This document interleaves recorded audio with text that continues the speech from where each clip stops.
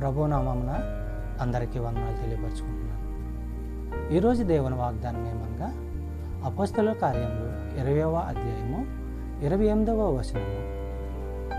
దేవుడు తన స్వరక్తమిచ్చి సంపాదించిన తన సంఘమును కాయుటకు పరిశుద్ధాత్మ మిమ్మును దేనియందు అధ్యక్షునులుగా ఉంచెనో ఆ యావత్తు మందను గూర్చియు మీ మట్టుకు మిమ్మును గూర్చియు జాగ్రత్తగా ఉండుడి.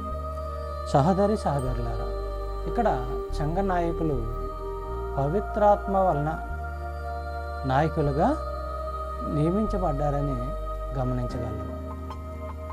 ఏ సంఘంలో అయినా బాధ్యతలను ఆ నాయకులు సక్రమంగా నెరవేర్చగలరు.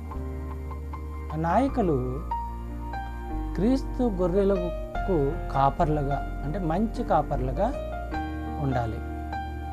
చెప్పబడిన వాగ్దానము దేవుడు దీవించి ఆశీర్వదించును గాక.